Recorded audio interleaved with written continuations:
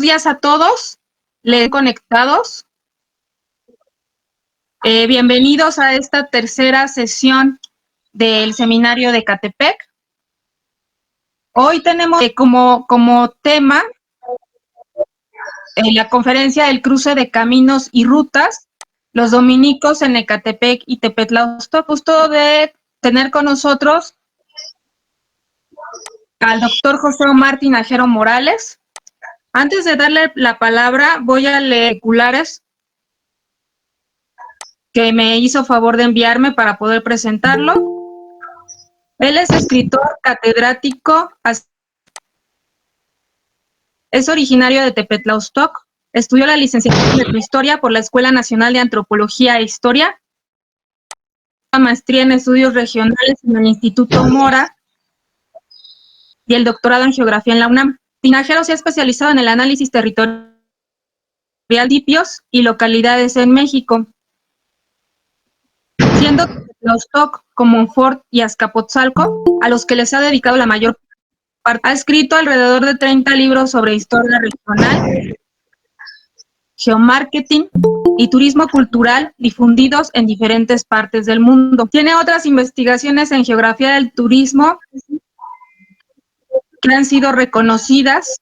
Por ejemplo, fue uno de los ganadores del cuarto premio económica por parte de la Secretaría de Turismo de la Ciudad de México en el 2007, al promover la creación de rutas y corredores que unan negocios.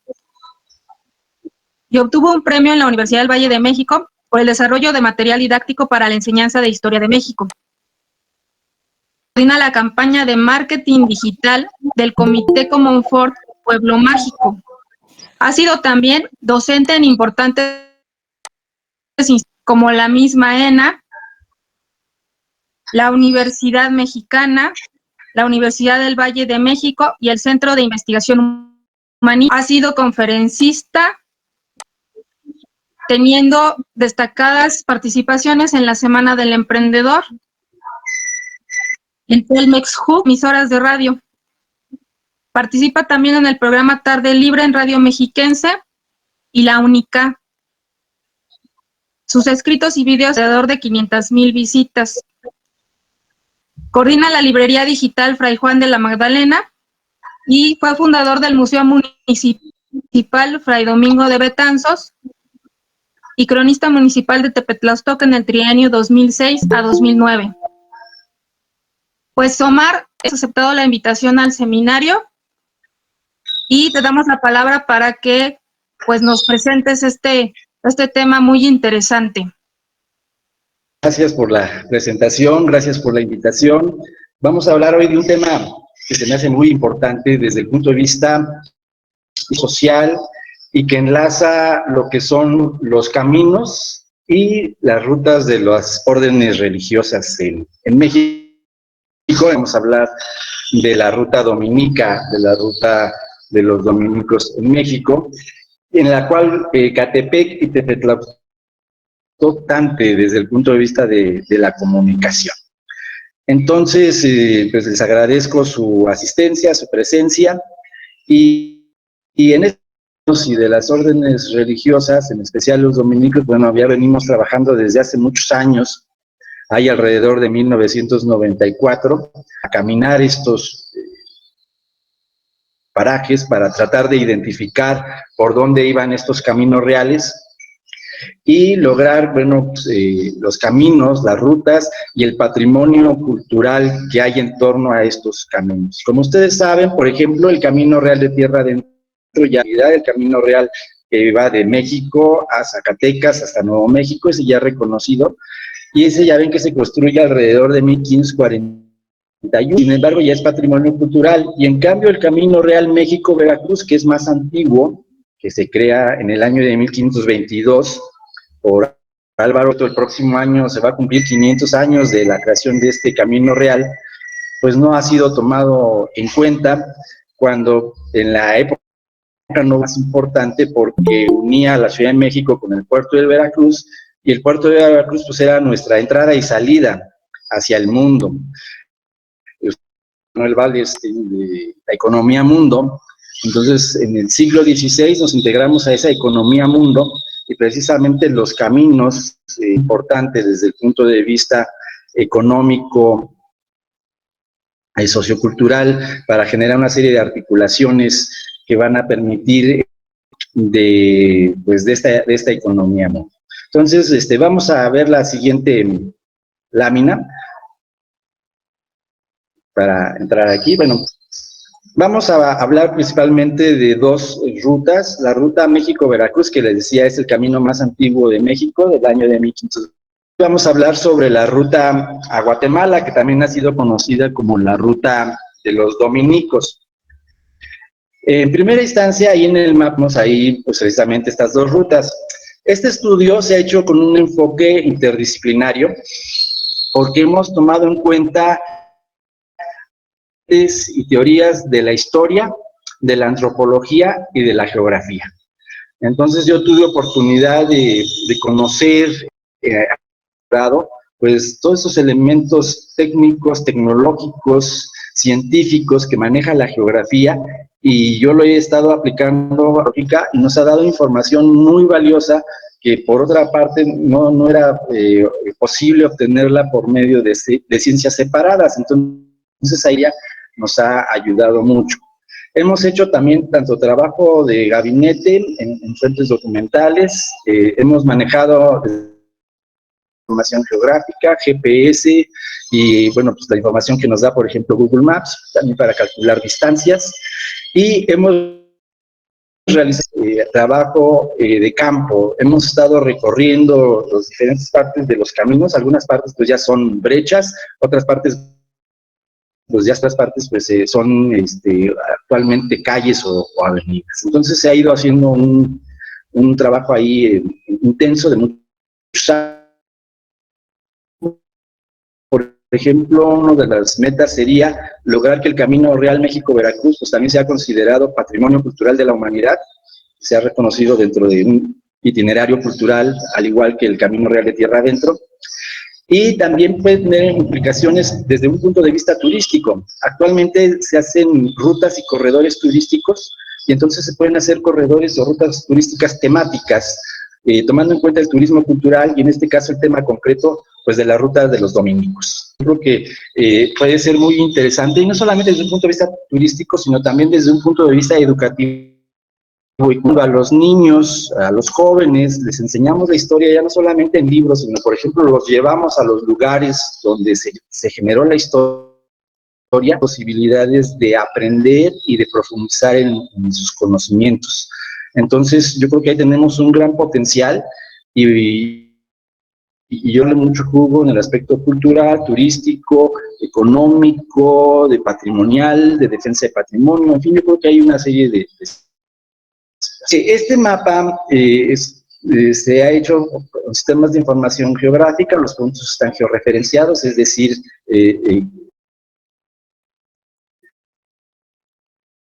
marcan las coordenadas geográficas del lugar, y eso pues le da un poquito de mayor precisión. Vemos en la parte norte lo que era el Camino Real México-Veracruz. Para llegar a Veracruz se crearon 4 rutas. Rutas más antiguas fueron las que en cierta manera estaban vinculadas con Ecatepec y con Tepetlauztoc. La primera ruta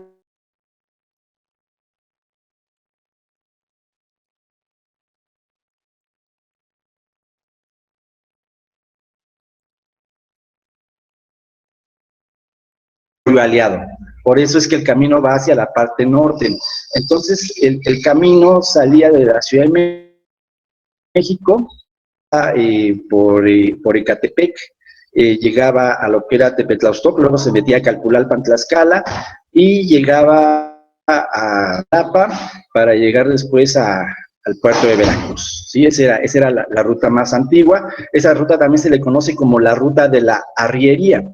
Hay que recordar que los que se dedicaban al transporte de las mercancías, y para ello empleaban recuas de mulas, y el continuamente vinculada con esta actividad económica que era la arriería. Es lo que hoy llamaríamos, por ejemplo, la logística.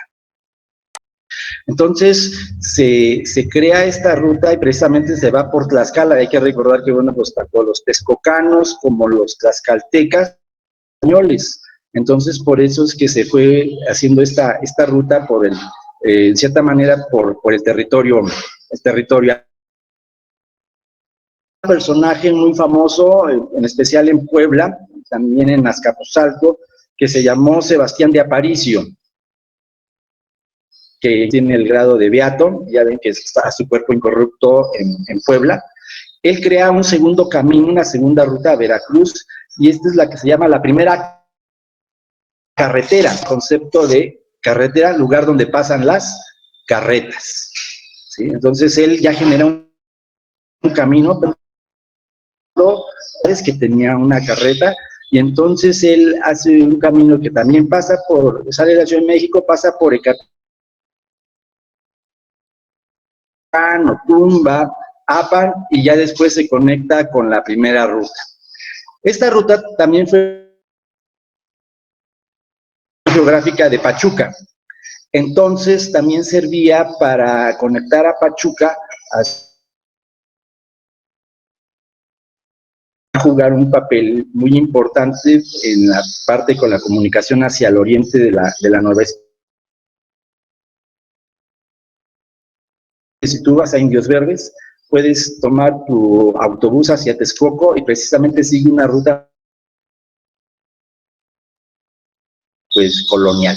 Ahora, esos caminos coloniales, esos caminos reales, se fueron haciendo también, tomando en cuenta pues la experiencia,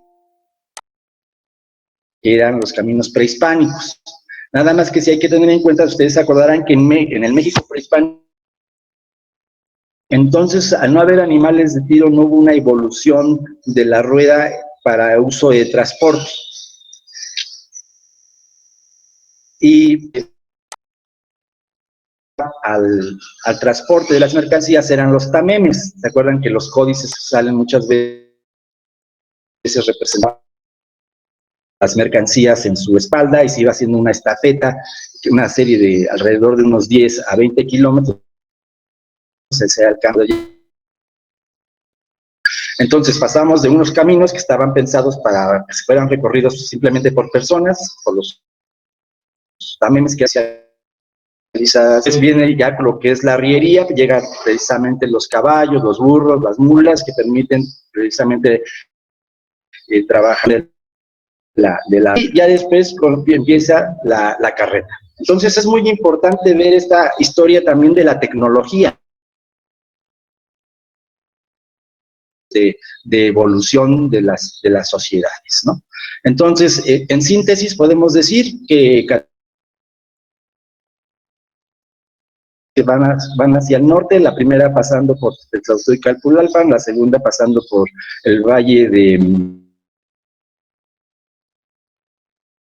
hacia el sur, tomando en cuenta la fundación de Puebla. Hay que recordar que Puebla se funda alrededor de 1531, y rutas que incluso pues, son las que dominan para ir a Veracruz, pues va uno por Orizaba, o se va uno por Córdoba, o por oriental, ¿no? Entonces, se generan dos rutas después hacia el sur, y la idea principalmente era contar en que se convierte española en esas épocas, ¿no?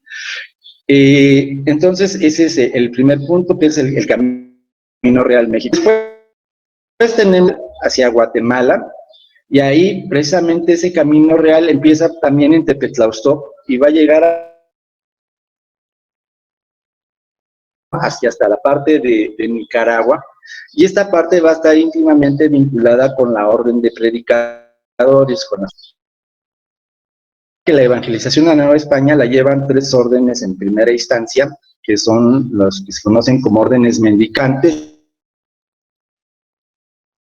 España, en 1523 encabezados por Fray Pedro de Gante, en 1524 por San Martín de Valencia, de Ortiz, y en 1533 los agustinos. Precisamente la región oriental del cristianismo en México, porque vamos a tener las tres órdenes en épocas muy iniciales. Los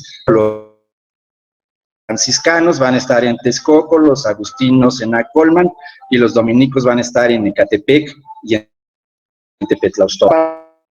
Parte del Oriente considerar como pues, la cuna del cristianismo en México, en la cual pues esas tres órdenes van a tener presencia y van a estar trabajando para el resto del país. Los franciscanos, al ser los primeros en llegar, pues ahora sí se quedaron ahora así como la mejor parte del pastel, con la mayor parte del pastel, y por eso es franciscano, que era como lo que platicábamos un poquito antes de empezar esta plática. Por ejemplo, Yucatán. Yucatán es un territorio, pues, les toca la segunda, dos proyectos. El primero a Guatemala, Domingo de Betanzos, que es el que realmente de México y que además le da su sello personal, su proyecto de evangelización, conversaciones, alianzas con Pedro de Alvarado. Y entonces se empiecen a generar esta ruta hacia el sur, que vaya desde la Ciudad de México a Guatemala, un poco de radiación a llegar, por ejemplo, hasta Nicaragua. Y el otro proyecto hacia tener un dominio del Golfo de México. Ahí podríamos pasar la siguiente lámina, por favor, para poder ver el mapa siguiente, ver la siguiente lámina.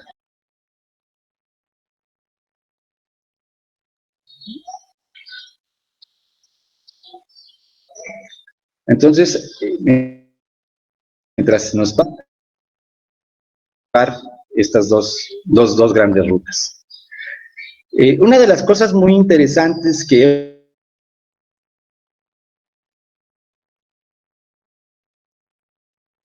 se ubicaron nada más así sin ton son, sino que hay ubicados a una cierta distancia que te permitía salir en la mañana de uno y llegar en tarde noche al siguiente, de manera ruta a Guatemala, sin ningún problema, ¿no? Y ahorita vamos a ir viendo con detalles.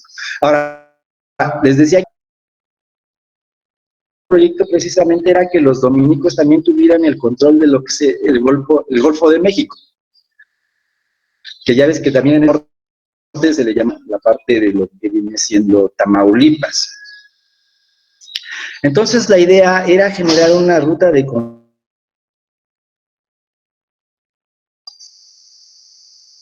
Tamaulipas e incluso Florida. Entonces los dominicos iban a tener esas dos, y obviamente daba un papel muy importante tanto a Tepetlaustó como a Ecatepec, porque servían como bisagra precisamente para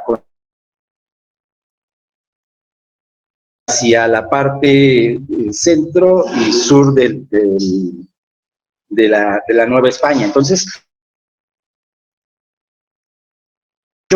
en la actualidad ya ven que Ecatepec sigue jugando un papel muy importante desde el punto de vista geográfico. Los ha perdido un poco esa visión de su importancia geográfica, pero eran lugares a veces lograr esa evangelización, pero costó mucho trabajo, en especial en la parte que incluso ya la evangelización ya sistemática ya de la parte de Tamaulipas la empieza a fallar cuenta, pero ya después se da el proceso hasta el siglo XVIII con todo este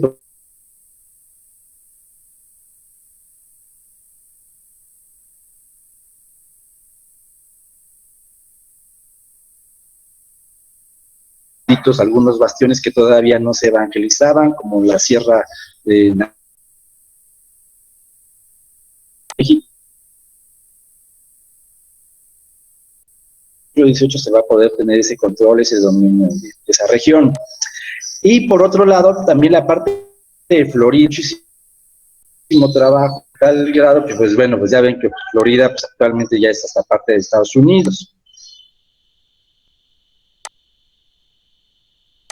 Entonces siempre esta parte fue expediciones, por cierto, muy, una serie de problemáticas, algunos de ellos que vieron ahí en el, regresaron como Fray Domingo de la Anunciación o como Fray Domingo de Salazar, que incluso llegaría a ser obispo de Filipinas, de estas expediciones que les fue complicado. Entonces, pues al final de cuentas, pues era el centro de la Nueva España hacia el sur. Ahora, en este mapa vemos, de cierta manera, hubo presencia de los dominicos en su rama masculina, vicarías o misiones, que era la forma en que se articulaba la provincia de Santiago de México. Geográficamente, por provincias, se considera una provincia aquellos conventos que forman parte de una región. La provincia debe tener una serie de conventos y los conventos se caracterizan de religiosos. El término para poder ser convento, según marcaban las constituciones, era 12 con los 12 apóstoles. Sin embargo, tomando en cuenta la situación de la Nueva España, que a veces no había, el maestro general de la orden, con autorización papal, autorizó que se pudiera considerar un convento una localidad tenía una serie de 6 religiones, considerado un convento. No era tan fácil porque, bueno, pues había que mantener a los frailes, hay que recordar que los y que se le daba. Entonces, en esta primera instancia hay que recordar que los dominicos venían con esta idea de la reforma pie en la pobreza. Por ejemplo, a Fray Domingo de Betanzos incluso le llegaron a ofrecer las autoridades civiles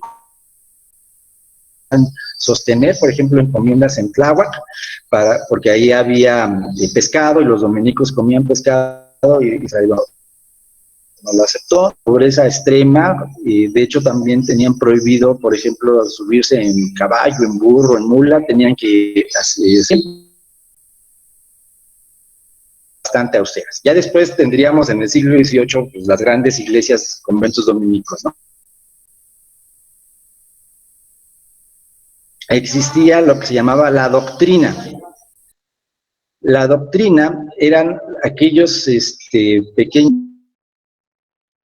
las cuales había menos de 6 frailes y estaban dedicados a la indígena. Ahora teníamos los conventos que tenían que tener más de 6 personas. Generalmente los conventos se establecían en ciudades y en pueblos indígenas. Y aquí va a empezar, ¿no? En esta cuestión de lugar. Entonces, bueno, ya para terminar esta lámina, pues ahí pueden ver más o menos ustedes la presencia. Van a tener presencia hasta en Baja California. Ese es un tema muy apasionante que se da en el siglo XVIII. Tuvimos que se tuvo presencia también en el occidente de México, además de esta parte del centro y sur. La siguiente lámina, por favor.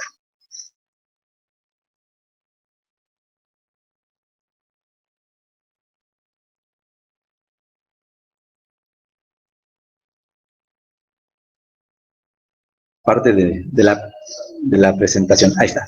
Bueno,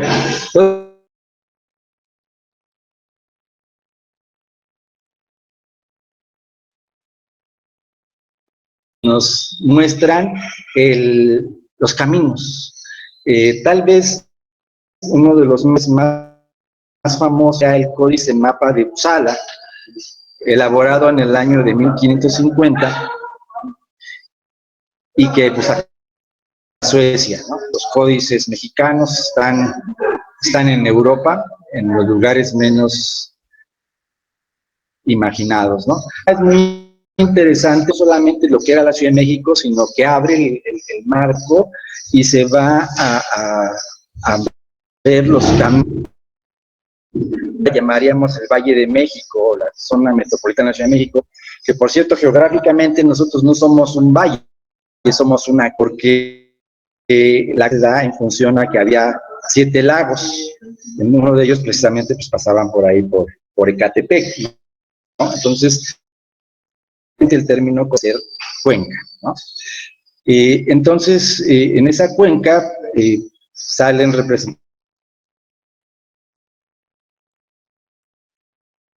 marcan las rutas que vienen ahí en los caminos de este mapa para identificar qué tanto se cumple la ruta con las rutas, por ejemplo, actuales, ¿no? Hemos tratado de ir viendo cómo se iban dando los ajustes en las diferentes rutas desde esa época. Ahora, ahí ustedes pueden ver, por ejemplo, a los tamemes. Por ahí varios caminos muestran las figuras precisamente de estos personajes que todavía subsistieron algún tiempo en la época colonial, los tamemes. Después, alrededor de 1551, se prohibió esta actividad porque pues los conquistadores explotaban a los indígenas y muchos de los tamemes pues acababan muertos porque se les cargaba, podían llevar, ¿no? Entonces, estas fuentes etnohistóricas nos han sido de gran utilidad para ir determinando, pues, por dónde iban las que unían esta tradición prehispánica con la unión colonial. La que sigue, Yaulín Ejecat, por favor. La siguiente lámina. A ver, aquí está. Bueno, ahora, ven cómo hemos pasado, ahora vamos a la parte de la nueva tecnología, ¿no? Actualmente, pues ya ven que contamos con una serie de tecnologías maravillosas. Por ejemplo, yo aquí en la secundaria, yo decía, ay, pues me cuesta trabajo el dibujo y las matemáticas, pues como que era complicado poder ser geógrafo, ¿no? Pero bueno, actualmente, que nos permite ver muchas cosas que a veces a simple vista de repente no. Entonces hemos usado, por ejemplo, fotos satelitales y también hemos aprovechado, por ejemplo, la información que nos brinda. Y entonces aquí tenemos lo que viene siendo la cabecera de Tepetlauxtó, que se llama la villa de Tepetlauxtó de Hidalgo. Vemos cómo están los caminos actuales y en la línea amarilla veríamos más o menos cuál sería la ruta, el camino real. Alguna parte de esa ruta, pues actualmente pues ya está urbanizado, pues ya son casas, ya se ha perdido esa parte, pero pie de tramos muy interesantes. Y hay uno en especial que a mí me ha llamado mucho la atención porque es precisamente donde se da esta especie de bisagra que te permite conectar tanto hacia Ecatepec, hacia Texcoco, hacia Veracruz, Guatemala. Entonces es así como que un elemento muy importante, un elemento bisagra dentro de esta ruta y que existe, aunque también ahorita vamos a ver en la siguiente lámina, también ha habido afectaciones pues graves al patrimonio.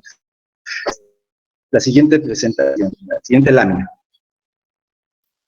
Aquí vemos un close-up y, por ejemplo, aquí doy un ejemplo de cómo si observan esa parte que se ve como circular, es un lienzo charro.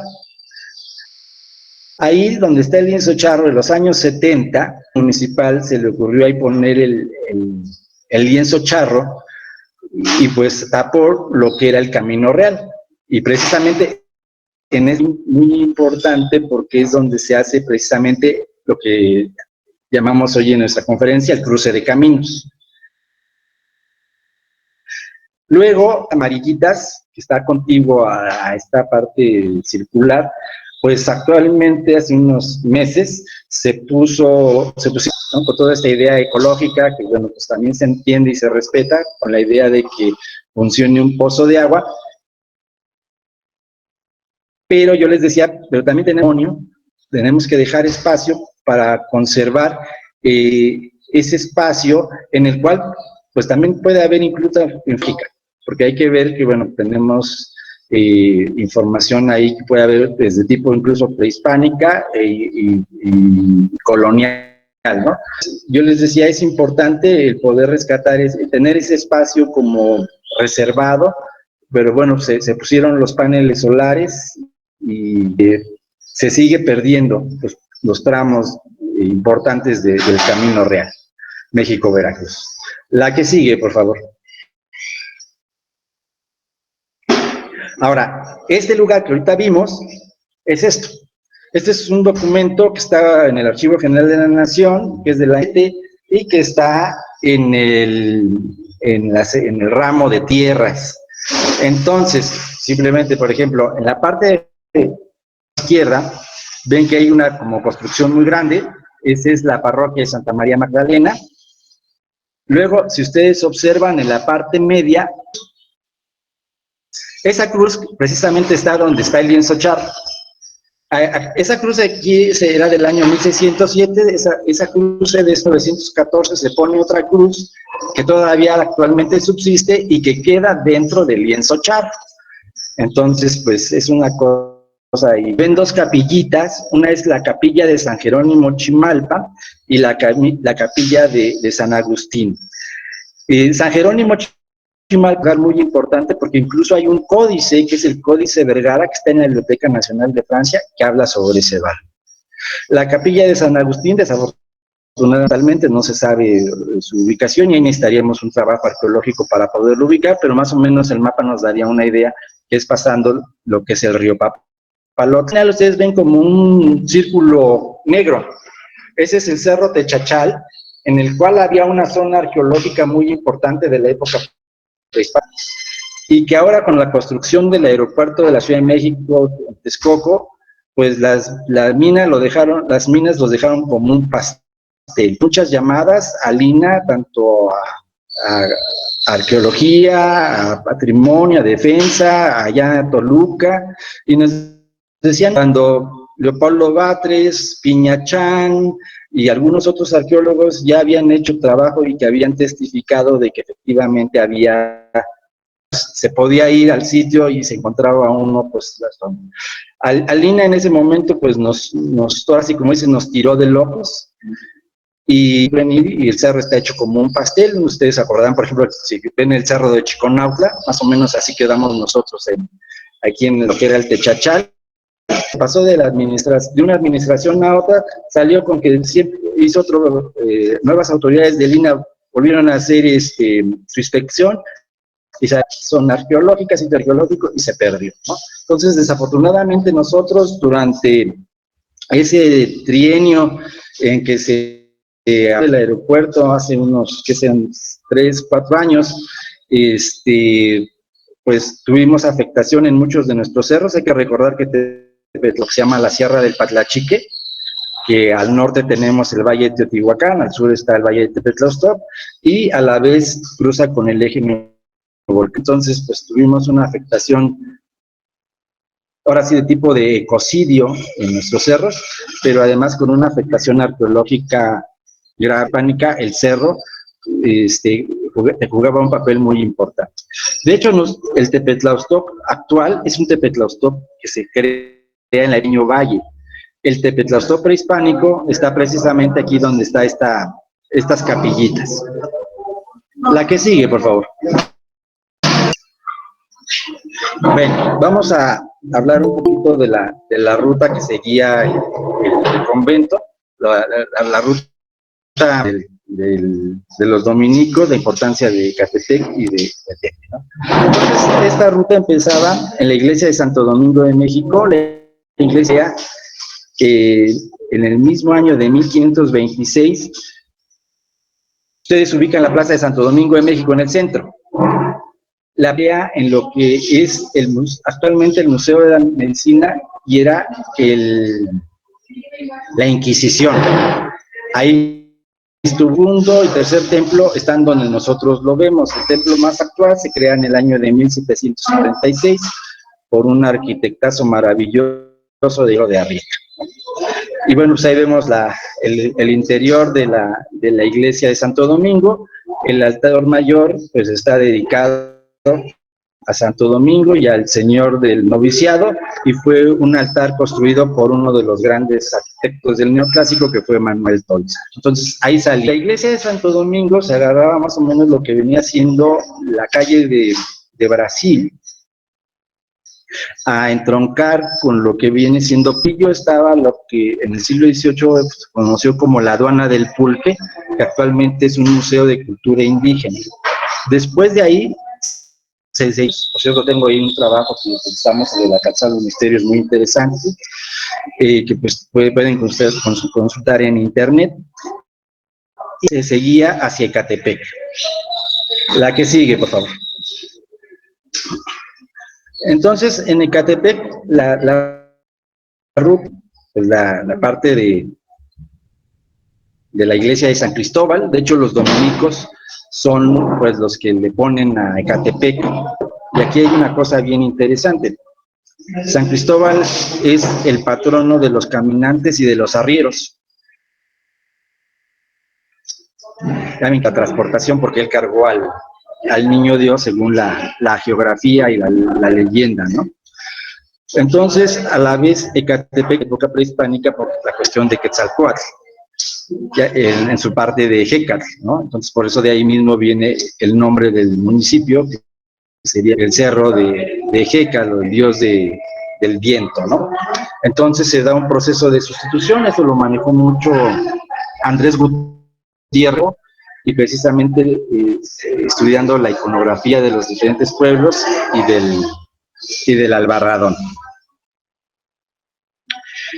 Llegaba ahí a San Cristóbal, y de San Cristóbal se agarraba por toda esta parte de la venta de Carpio, se agarraba hacia el Albarrádón, hacia Totolcingo, que está en Acolman actualmente. Luego seguía a Tequisistlán, que está en Tezoyuca, y seguía a la Grande, que está en Atenco. Todavía esta hacienda existe, y como dato curioso, lo que se usaba para la evangelización de Filipinas. La región oriente del Estado de México jugó un papel muy importante en el proceso de Filipinas, que por cierto hay que recordar que administrativamente pertenecía a la Nueva España, y la conquista y la evangelización desde la Nueva España. La que sigue. Luego de ahí agarraba hacia lo que conoce Calmimilolco, que es un pueblo de Chiconcuac. Luego se seguía el camino hacia Tlailotlaque, Chiconcuac, y ahí vemos una cruz atrial. Ya ven que las cruces atriales son un elemento muy importante, que se llamó Tequitqui, es decir, que había una combinación entre lo indígena y lo español. Y de hecho, tenían una función de evangelización, sino que servían para poner el punto cero de un centro de un pueblo. Es decir, las coordenaban en función a donde se ubicaba la cruz atrial. Entonces, muchas veces nosotros determinamos una población en función a dónde está la cruz. Entonces, aquí está, en este caso, en Santa María Tlailot. Luego, un poquito más adelante, está esta imagen que se puede ver en la derecha, que es un relieve en barroco texcocano, que está en la iglesia de San Miguel Chiconcuac, y como les digo, obviamente, estando la actividad de la arriería, pues San Cristóbal era un santo muy famoso que se ponía constantemente. Entonces, a lo largo del cruces e imágenes de San Cristóbal. La que sigue. Luego seguimos al municipio del oriente del Estado de México. Ahí en la parte izquierda pueden ver ustedes lo que era un mesón. El mesón viene siendo el antecedente y de los restaurantes actuales. El mesón viene pues precisamente de la palabra mesa, que era una mesa grande, en la cual llegaban los arrieros, y que pues simplemente de México a Veracruz el trayecto era de 24 días. Entonces pues tenían que ir llegando a ciertos parajes. Y el término mesón tiene también como sinónimo venta. Por eso ahí se habla, por ejemplo, en Ecatepec, venta de carpio.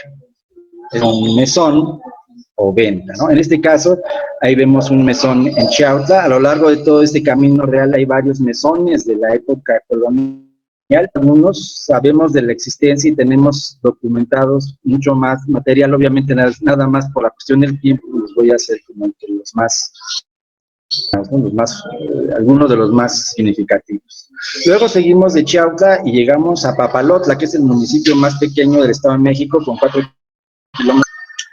Y ahí Papalotla también pasa el Camino Real, México-Veracruz, y ahí vemos en la foto el casco de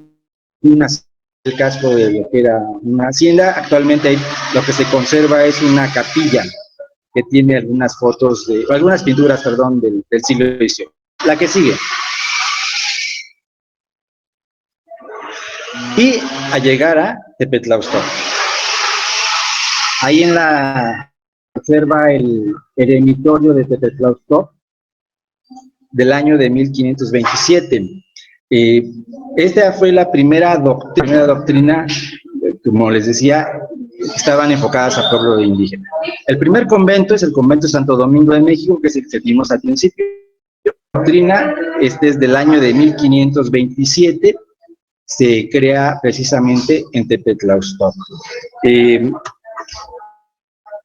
Trabajo para demostrar precisamente que esta construcción tiene sus orígenes en el año de 1527 y es en los eremitorios del Medio Oriente, por eso tiene un corte así medio oriental. Actualmente es un museo y ustedes lo pueden visitar y ahí pueden conocer el lugar donde se hizo la traducción del primer libro en América. Ahí Fray Juan de la Magdalena tradujo del latín al castellano en el año de 1536, que después se imprimió en 1537 a un lado del Palacio Virreinal. Todavía actualmente existe la casa donde se imprimió ese primer libro, que es una casa que es propiedad de la UAM, de la Universidad Autónoma Metropolitana. Entonces, un papel importante en la traducción de este libro, y hay que recordar que en esa época pues el castellano pues, estaba como en una fase 492, se había tenido la primera gramática por Antonio Nebrija, y pues la imprenta también tenía unos 100 años que se había echado. Cuando hablo de América, no solamente estoy hablando de América Latina, sino que estoy hablando igual, incluyendo Estados Unidos y Canadá. De hecho, este libro hay alrededor hasta de 1600. Entonces, Tepetlaustóac juega un papel muy importante también desde el punto de vista cultural. La que sigue. A lo largo del camino también hay muchos puentes y que yo creo que valdría la pena y cuidar todos estos puentes. Algunos de ellos incluso son muy bonitos, pero están sumamente autoridad municipal o de Lina que los cuide. Y por ejemplo, el primero que vemos al lado izquierdo, que se llama el Puente Limas, está grafiteado, está rayoneado, o sea, con basura, está en situaciones pues muy tristes, ¿no? Es un puente magnífico que está en una comunidad de Tepetlaustóac que se llama San Pedro Chaucingo, y el puente se llama Anitzo, ¿no? Entonces, en el municipio 10 puentes muy interesantes que yo creo que se podría hacer un trabajo de rescate y un trabajo arqueológico muy interesante de este camino, de este tramo. Aquí simplemente les pongo dos de los más significativos, y todos esos puentes servían de los arrieros. Hay que recordar que había dos tipos de arriería: la arriería de ruta larga, que era la que tomaba tramos como de México a Veracruz, y la arriería de ruta corta, que se concentraba en localidades más cercanas, ¿no? Como por ejemplo ir de Tepetlaustóac a Texcoco. Sigue. A ver, ahí la siguiente lámina, por favor. Entonces, ahorita lo que vimos es un poquito la ruta Tepetlaustoc, México, Veracruz. Y ahora vamos a ver la ruta Tepetlaustoc, Guatemala. La que sigue. Siguiente ruta. Bueno, aquí vamos a ver una serie de mapas de la provincia de Santiago de México que se crea en 1532 y ya entra en... Para el año de 1538 tenemos 8 conventos fundamentales, los puntitos que se pueden, los conventos iniciales, conventos, algunos otros son vicarías. El Convento de México y las vicaría, Oaxaca, Huastepec, Chimalhuacán, Chalco, Coyoacán, Yaguitlán, Tepetlaustoc y Guatemala. Eran los lugares. Aquí centro-sur, pero todavía los puntos están muy separados y se considera como los 8 conventos iniciales. La que sigue. Okay. En esta ruta, la ruta de México-Veracruz, yéndose por Chimalhuacán para llegar a la calzada México-Iztapalapa, que era una ruta hacia el sur, pero también se empala a Oaxaca. En esa ruta vemos, precisamente aquí en la parte izquierda, vemos los restos del Camino Real. En la derecha vemos lo que es el sitio arqueológico de Tepetlaustoc. Es una pirámide circular, ahorita uno la ve como un cerro. Ahí se ha hecho un estudio y se considera que hay alrededor de 40 montículos, y era el centro de Tepetlaustoc, el centro, y a la vez formaba parte de una comunidad que se llamaba Chimalpa, y que está documentado con el Códice Vergara. Hay un grito desesperado a Lina para que cuiden y protegen estos terrenos que desafortunadamente, bueno, pues son parte de eso, pero pues por lo menos que se le genere una serie de instrucciones de cómo deben de utilizarlo, porque estamos a punto de perder nuestra zona.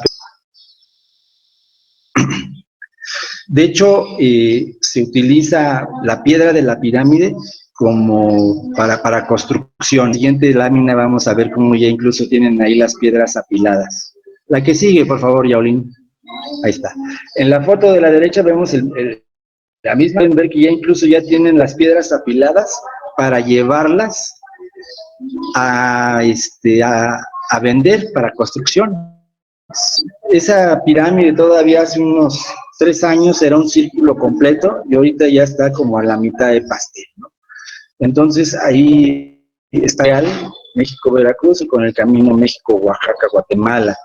Entonces imagínense la importancia económica que podría tener para Tepetlaustoc rescatar esto, y tanto desde el punto de vista turístico, económico, pero ante todo desde el punto de vista patrimonial, arqueológico, cultural, ¿no? Entonces ojalá que nos ayuden. Años nos han dado entre la construcción del aeropuerto y entre la voracidad de la gente que usa esto para venderlo, ¿no?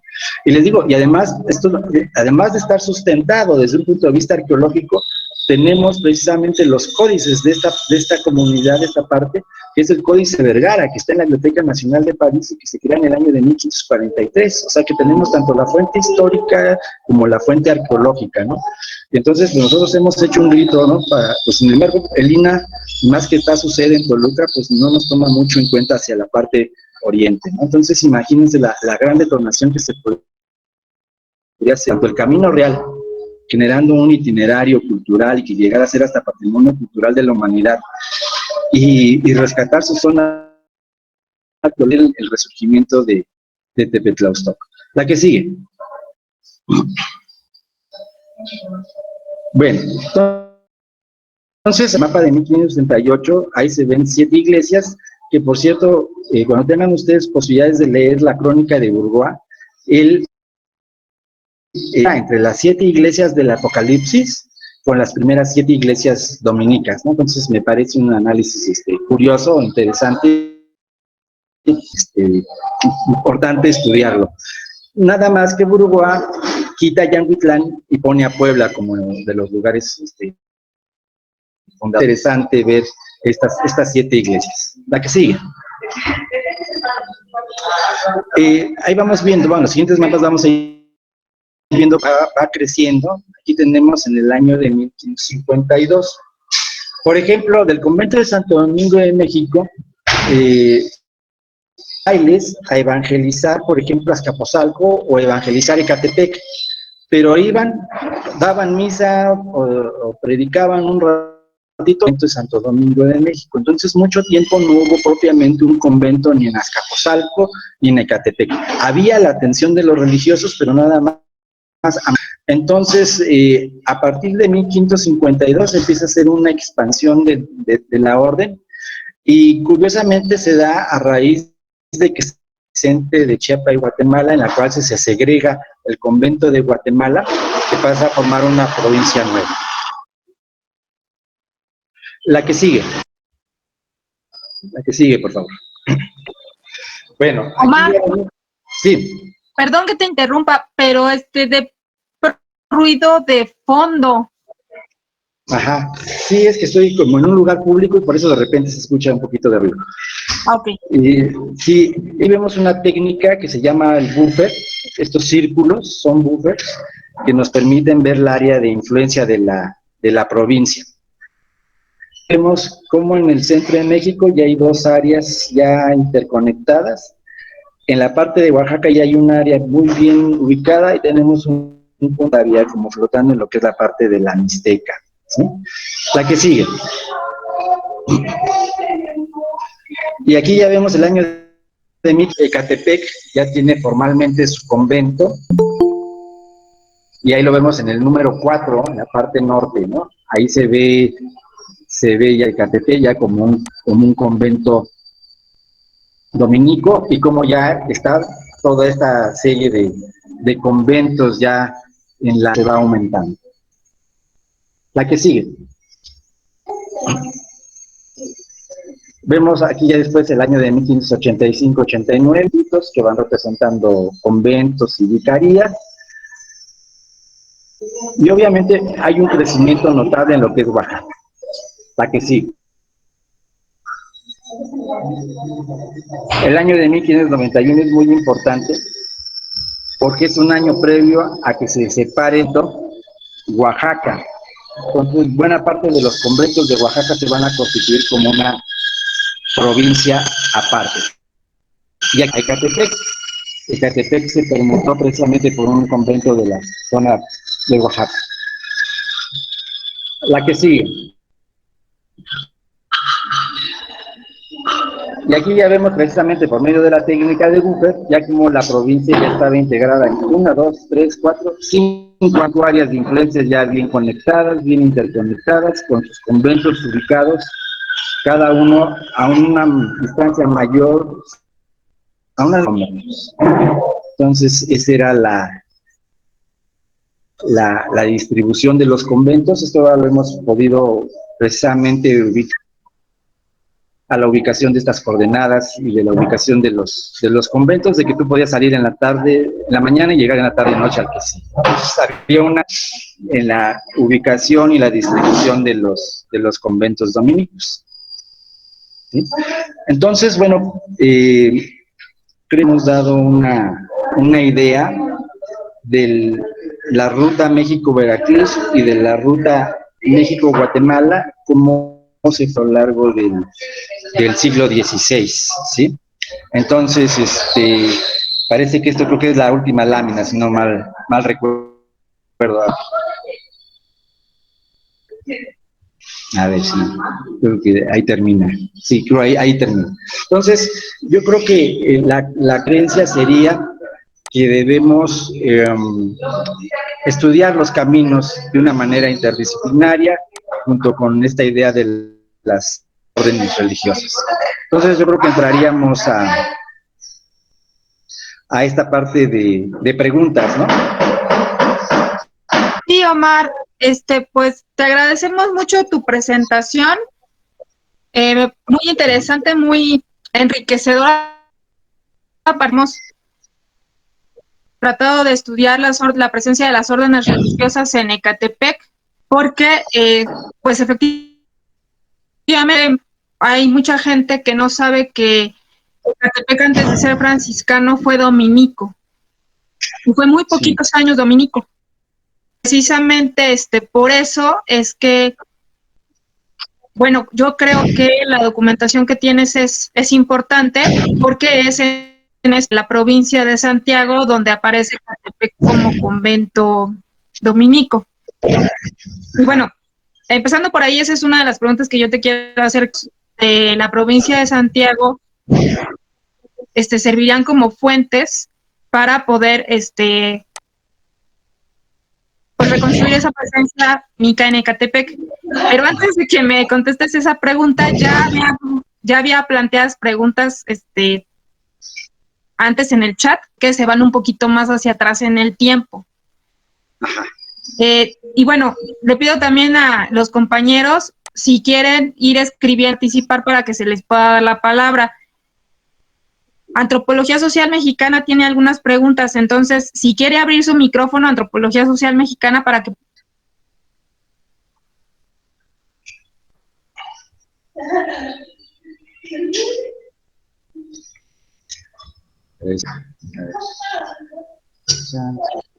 No. Si no, aquí está en el chat. Dice, bueno, el trabajo. Entonces, te las voy a leer. La orden religiosa de los dominicos. ¿Qué significa la palabra dominico? ¿Cuál es su etimología? ¿Cuál es la cosa del Santo Oficio en Ecatepec? Por favor. Bueno, sí, eso nos remite al tiempo. Tenemos que irnos hasta el siglo XIII.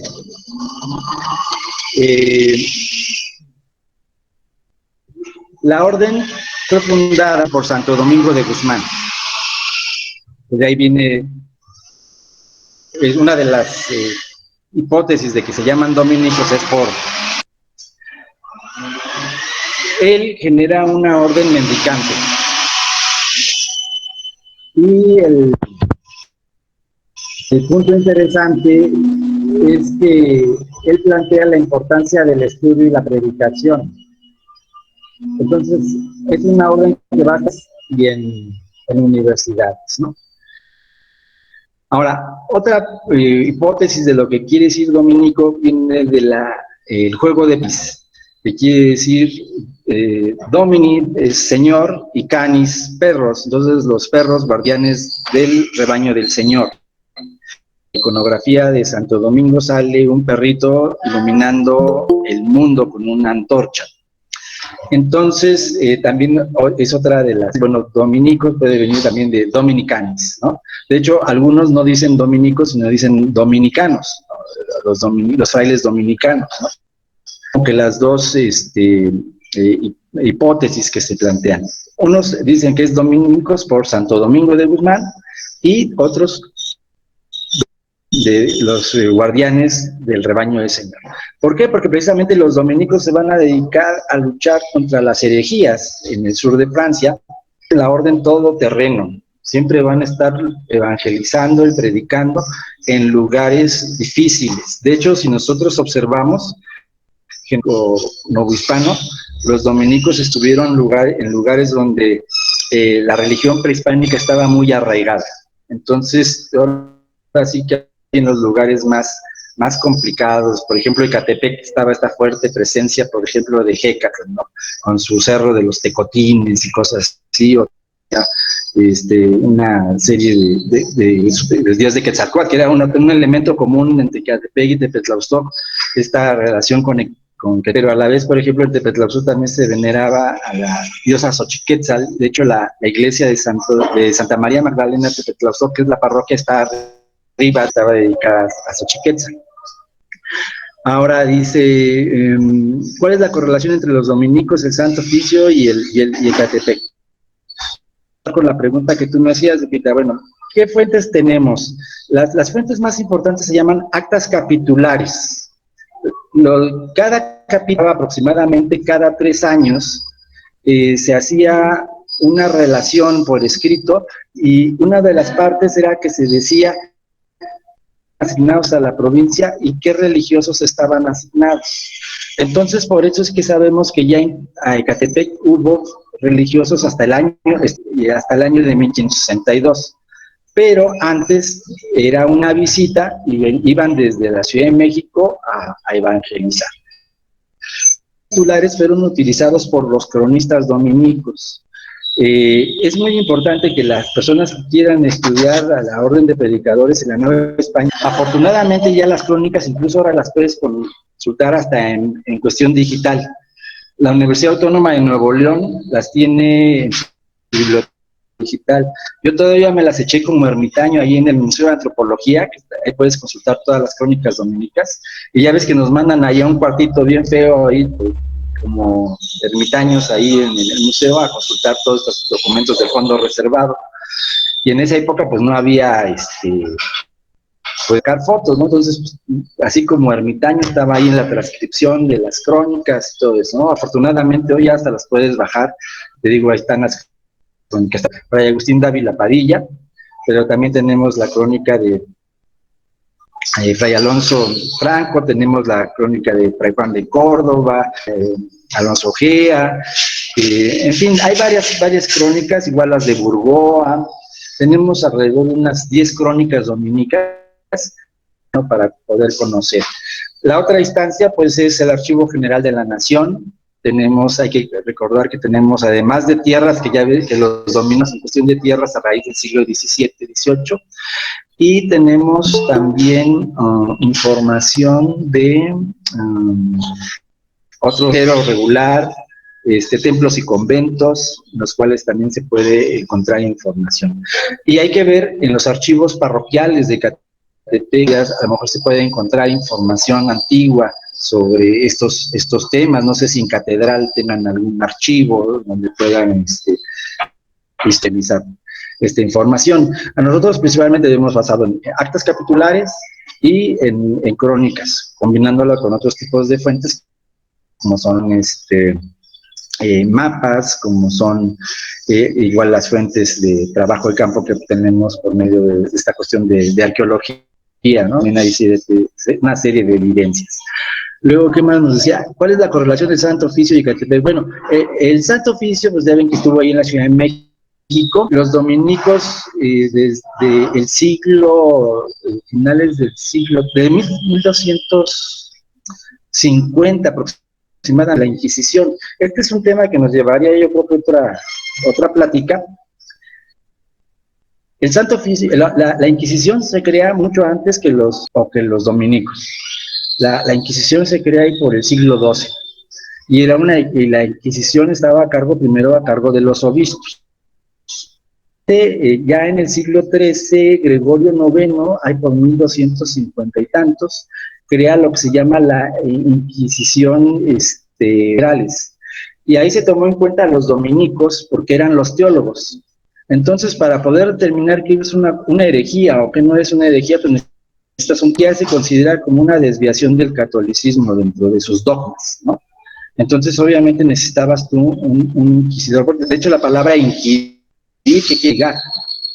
Entonces, ahora, la Inquisición es un tema que pues, ha sido muy usado a los dominicos, pero te puedo decir que incluso en la Nueva España pocos fueron realmente inquisidores dominicos, porque hubo inquisidores de cleros jesuitas, o sea, realmente no, los dominicos no necesariamente siempre eran los que tenían el dominio de la Inquisición regional. Hay un lugar que se llama Tequisistlán, que está ahí en el municipio de Soyuca, en el cual se conservan todavía celdas de la Inquisición. Entonces, para algunos casos locales se recurría a este lugar que se llama Tequisistlán, y que por cierto está dentro de la ruta del Veracruz. Entonces, y ya para casos ya más graves, pues se tenía que ir hasta la Inquisición, a Santo Domingo, ahí está la Inquisición.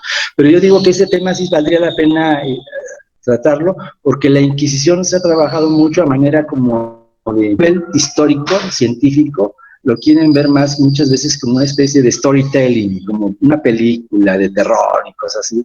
De hecho, hay muchos investigación casi esperando que les va a salir la mano una mano ahí sangrando de los documentos, ¿no? Entonces, y por ejemplo, los estudiosos que han hecho investigaciones como Toribio Medina y todo eso, la Inquisición en México pues realmente fue muy benévola a comparación, por ejemplo, de la Inquisición en España, ¿no? Que el Tribunal de la Inquisición.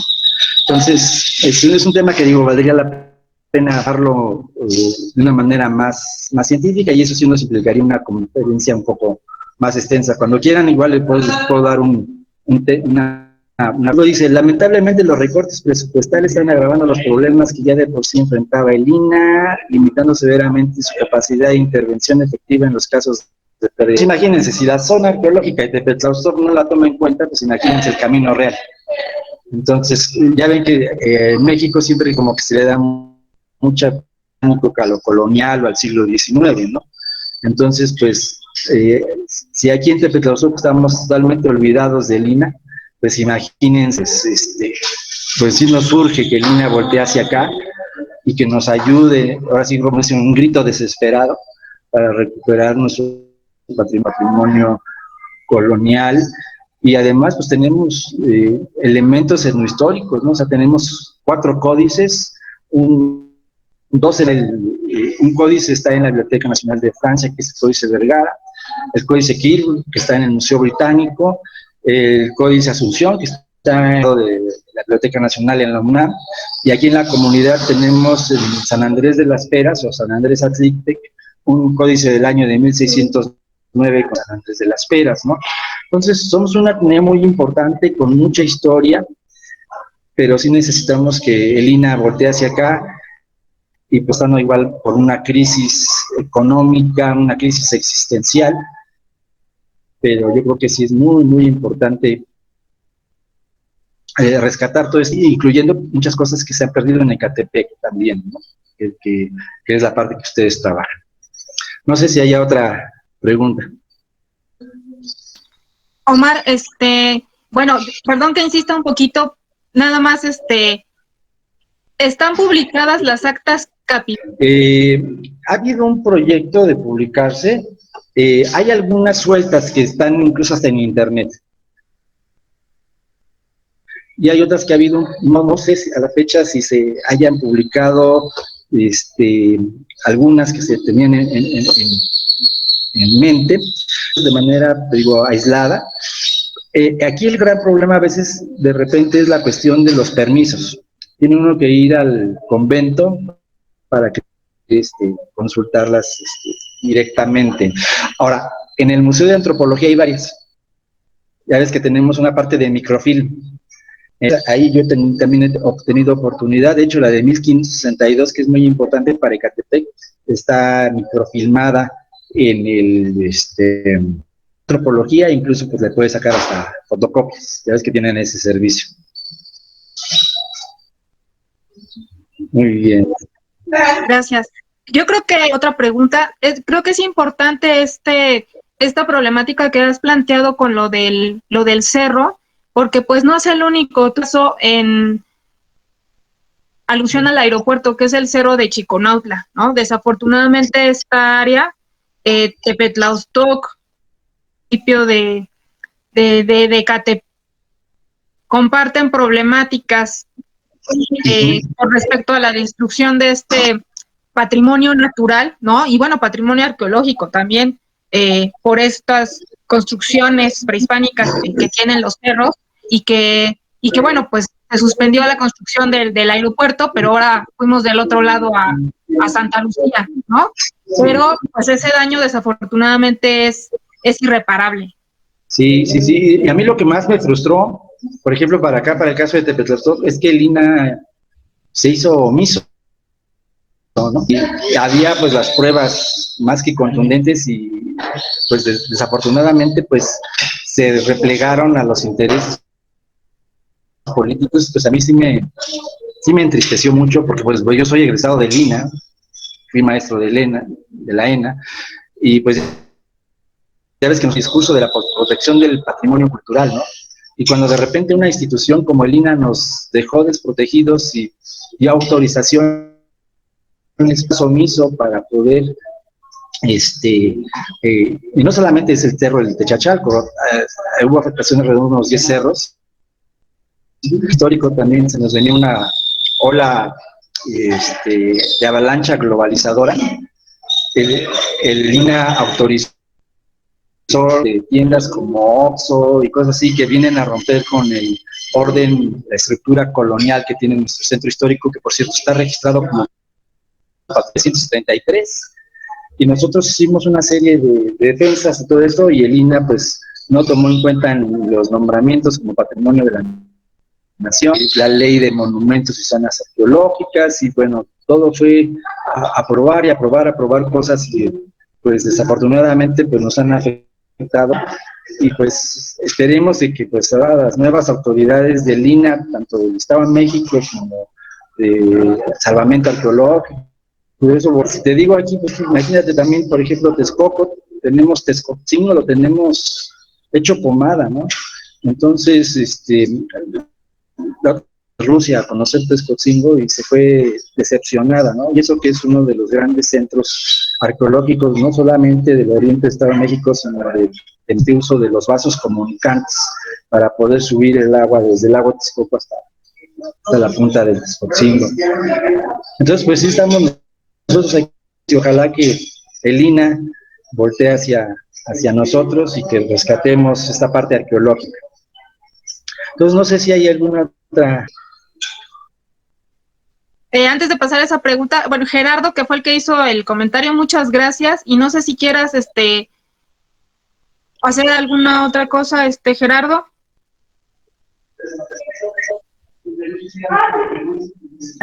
No, Lupita, muchas gracias. Nada más, ¿no? Que lamentablemente el INAH de por sí tiene ciertas facultades restringidas, tiene carácter más bien normativo que ejecutivo. Sí, teníamos ese problema y problemas internos, problemas estructurales serios, pues los recortes que han habido en cada una de las administraciones pues han agravado esta situación, ¿no? Realmente ahorita sí es muy grave la situación de deterioro del patrimonio. Gracias.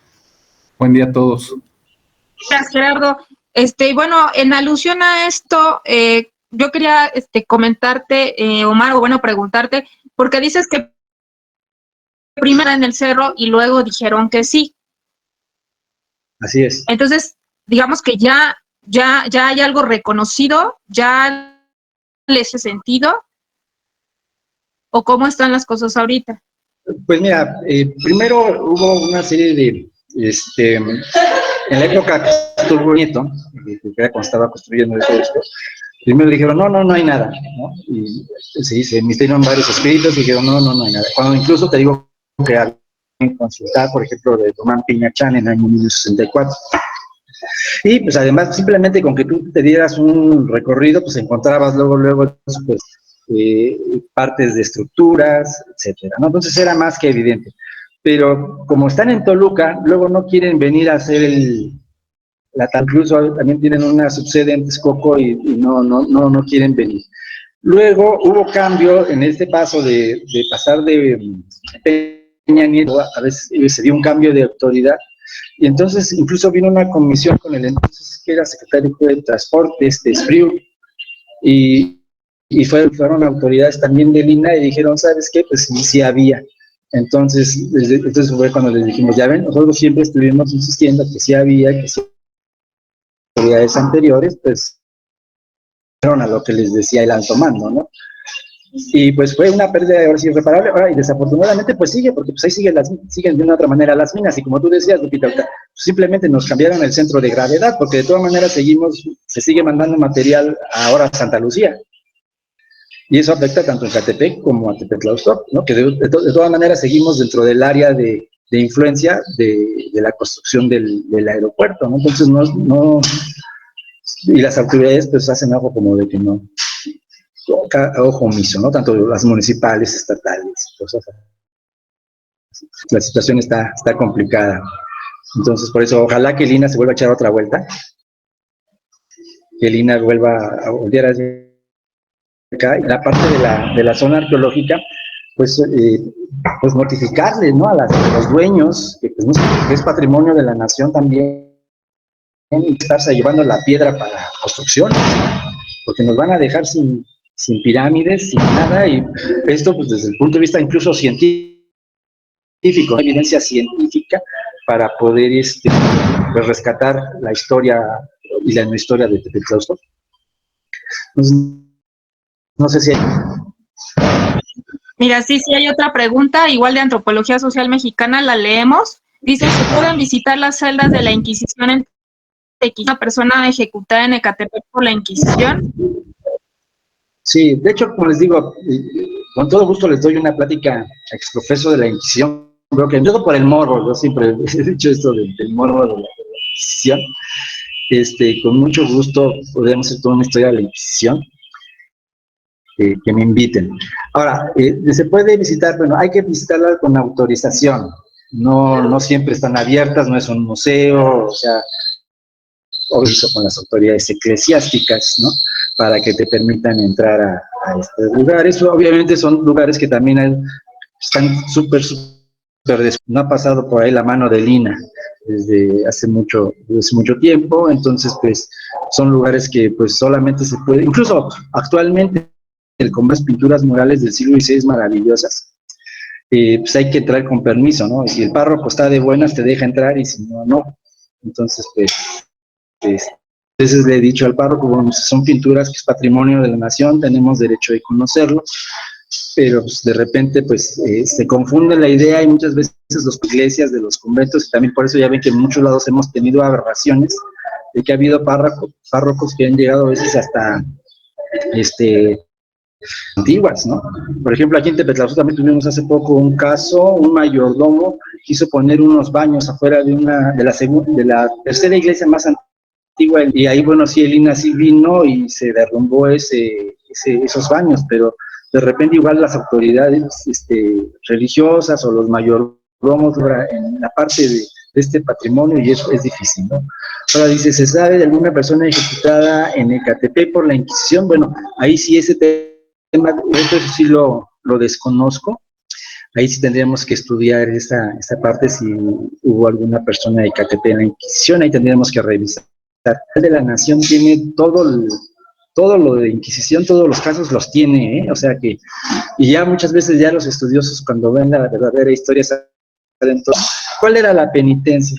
Pues que comprar aceite para el Santísimo, hacer una peregrinación a tal lado, por ejemplo, allá Nuestra Señora de los Remedios, pues los casos así graves de auto de fe y cosas así, pues realmente no fueron tan numerosos como en otros lados. Luego, ¿qué más dice? Del Albarradón en Ecatepec. Bueno, pues eso, el Albarradón ha estado olvidado desde que yo me acuerdo, desde que yo era niño. Siempre ha estado ahí sobre Albarradón y es un elemento muy importante, incluso hasta icónico de Ecatepec, ¿no? Dentro de estos elementos, junto con su puente, que algunos, Eiffel, luego el Albarradón, la Casa de Morelos y su catedral y su Cerro de Tecotines son como elementos iconográficos de Ecatepec, ¿no? Entonces, pues sí ha habido siempre una actitud muy triste hacia el Albarradón, y ya ven que incluso gente indigente que está viviendo en las capillas. Un gran amigo mío que estudió en la ENA y que también fue profesor en la ENA, no sé si lo llegaste a conocer, Gutiérrez, hizo su tesis precisamente sobre el Albarradón. Ahí yo les aconsejaría a las personas que quieren conocer un poquito más el tema del Albarradón, que le echen una ojeadita a la tesis de Andrés Gutiérrez, y él hace un estudio muy interesante, porque a lo largo del Albarradón había serie de elementos iconográficos como imágenes de santos. Entonces, es una fuente muy importante para la Ecatepec y que desafortunadamente pues no se le ha dado. Y bueno, y contiguo a esto pues iba el camino también México-Veracruz. Entonces, ahora sí como un paquete, ¿no? O sea, proteger parte del camino, proteger el Albarradón, proteger o sea, un plan integral, hace falta un plan, y más en Ecatepec, porque ya ven que la urbanización ahí está al tope. Es el municipio más poblado de la ciudad, junto con Nezahualcóyotl, ¿no? Entonces, el proceso de urbanización es brutal, y si ustedes no defienden pues, la parte de Ecatepec, va a ser pérdida irreparable, tanto desde el punto de vista de un conocimiento histórico-científico como desde un punto de vista patrimonial, ¿no? Una otra pregunta. Perdón, yo creo que es importante, ahorita regresando un poco a lo que preguntaron sobre el Santo Oficio, no, que el Santo Oficio, pues como tú dices, hay más que morbo, pues es como una leyenda negra, ¿no? De que quemó a muchísima gente, y sin embargo aquí en Nueva España fueron muy pocos, ¿no? A lo largo de tres siglos. Y sí, que, pues, en el ramo de Inquisición, los procesos, y si por ahí aparece Ecatepec. Sin embargo, yo quisiera comentar que ya hicimos, Ismael, el otro coordinador del seminario, Omar, que por aquí anda, el luto de los documentos que había sobre Ecatepec en el AGN. Y hasta donde recordamos, no había alguna Inquisición en Ecatepec. Tal vez había que rastrear un poco con más profundidad, ¿no? Pero tanto así como ejecutar Inquisición, yo no creo que hubiera habido alguna persona. Y quería yo también preguntarte en todos estos puentes que comentaste, y bueno, obviamente con el Albarradón, que son estos elementos arquitectónicos que forman parte del camino y han sido muy poco considerados o tomados en cuenta, pero algunos están en monumentos históricos. Entonces, no sé si sea el caso de algunos de estos puentes que tú has encontrado en Tepetlaostoc. Sí, la Inquisición, hay que recordar algo, ahorita me acordé, de que la Inquisición a partir de 1000 aproximadamente, después del caso de Carlos Omotochtli, se enfocó principalmente ya en población española. Entonces, eso reduce considerablemente porque se consideró que los indígenas eran cristianos nuevos. Entonces, la Inquisición no tenía jurisdicción directa sobre los. Entonces, solamente se procesaban pues españoles, y pues la mayoría de ellos, si tú analizas, pues eran religiosos. El 80% generalmente eran religiosos, y ya el resto era población civil, ¿no? Entonces, eso obviamente el área de personas a las que podía haber afectado. Ahora, en cuanto a la cuestión de la catalogación, el INAH, monumentos históricos, que de hecho está en la coordinación de monumentos históricos ahí en el centro, que hemos tenido oportunidad de consultarla a varias ocasiones, y hemos registrado iglesias, sino que también tenemos registrados casas, que incluso algunas de ellas fueron mesones en torno al Camino Real. Están registrarios de los puentes, aunque hay algunos puentes que quedaron fuera del registro. Por ejemplo, hay un puente que se llama el puente Nezahualcóyotl, que por cierto también hace poco recibió una obra relacionada con drenaje, y no está en el catálogo. Entonces, el catálogo no está completo. Platicaba esta situación a las personas de la Coordinación de Monumentos Históricos, y me decían que, bueno, independientemente de si están o no están, simplemente por el hecho de ser monumentos anteriores al siglo XIX, ya entran dentro de la protección por la misma ley de monumentos arqueológicos y artísticos, ¿no? Bueno, no es el nombre exacto de la ley, pero bueno, es esta ley la que nos ampara, ¿no? Entonces, cuando nosotros vemos, pues obviamente pues les decimos que aunque a lo mejor si no está registrado, de todas maneras debe estar protegido, ¿no? Algunos lugares, por ejemplo, hay un puente que se llama Salazarco, está al lado de la papelera, y se llama Salazarco por uno de los encomenderos de Salazar, que por cierto su casa la tenía ahí enfrente de la Inquisición, que ahorita se ha hablado mucho, y su hijo Juan Velázquez, y que le hicieron gente de Tepetlaostoc, a la que estaba estaban encomendados precisamente con Gonzalo Salazar. Y ahí lo que se hizo, para que ya no pasaran camiones, porque hay muchos de esos puentes que todavía se usan para pasa vehículos, ¿no? Pero hay que pensar que son camiones, por ejemplo, los que usamos actualmente, en carros como los que usamos actualmente, si no estaban pensando en carretas, o en caballos, o en mulas, ¿no? O sea, entonces, pues, riesgo de que se perdiera. Entonces, ahí en Salazarco se hizo un puente moderno, y entonces ya el puente antiguo se hizo ya solamente como un puente peatonal.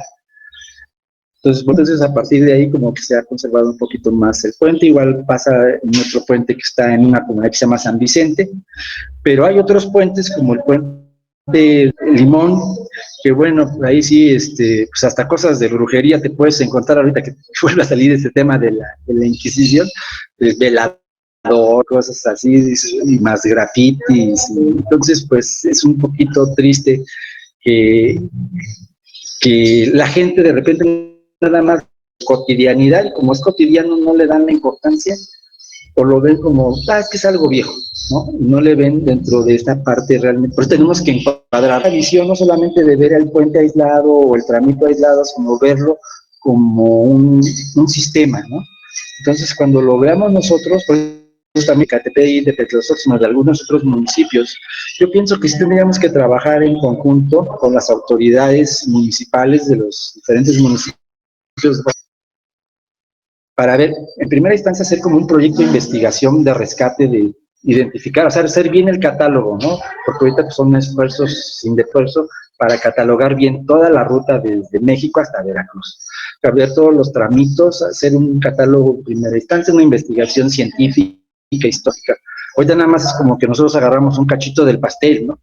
Entonces, pero sí ver todo este tramo, y ya con esta investigación, pues verla para patrimonio cultural de la humanidad, porque eso también implica mayor presupuesto para su protección. O sea, no solamente es una cuestión de que sea patrimonio cultural, ¿no? Sino que es también una forma de poder obtener también recursos. Ya ven que hay recursos incluso internacionales, cuando ya hay un nombramiento como patrimonio, poder conservar esto. Y al lado de este camino, pues hay iglesias muy importantes. Por ejemplo, hay una que se llama Papalotla, que tiene un barroco maravilloso, y podríamos así hacer una lista muy, muy grande. Muchos mesones, que por ejemplo tú me platicabas que estás estudiando un mesón por ahí, ¿no?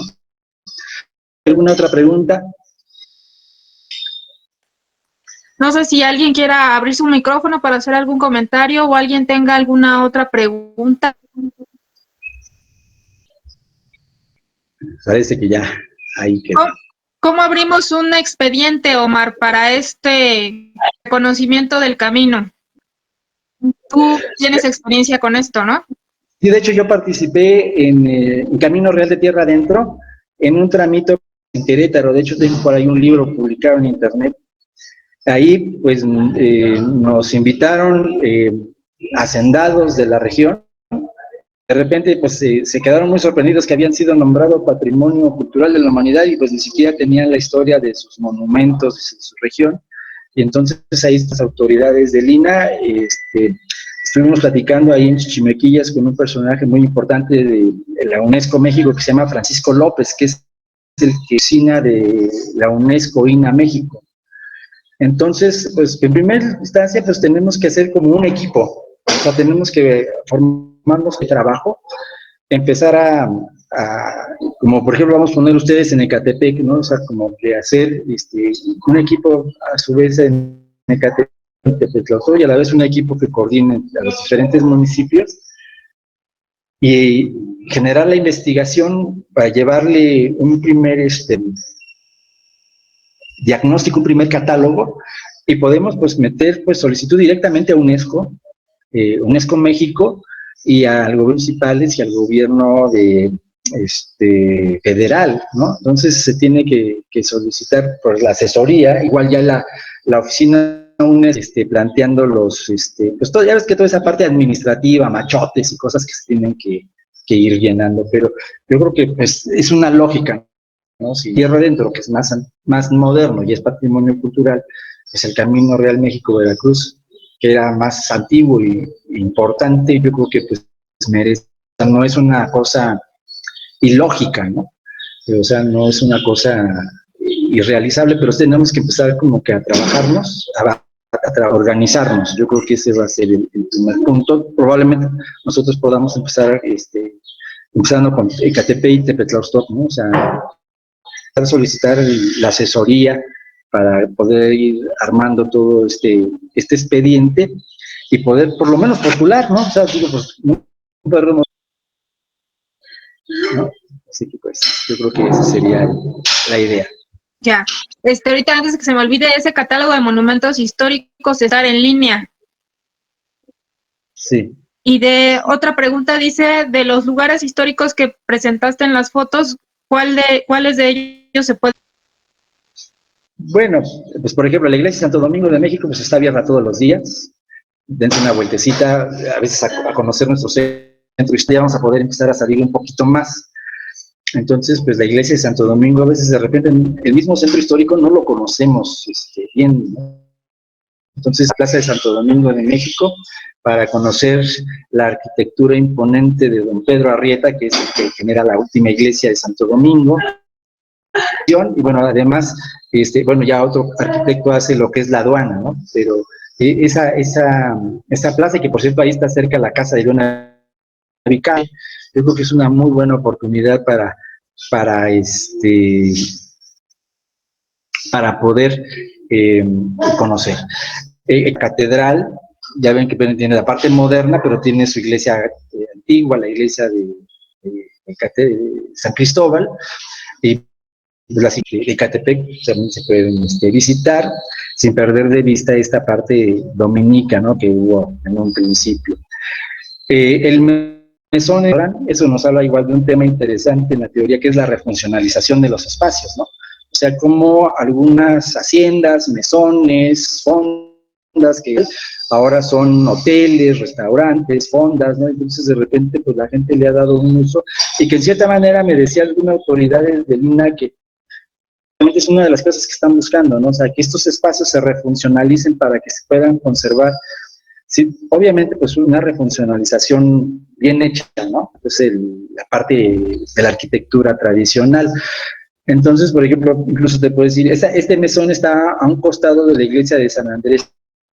Vas a ver la iglesia de San Andrés, te vas a los sábados y domingos hay buffet, ¿no? Ya hasta le eché un comercial aquí al cuate del mesón.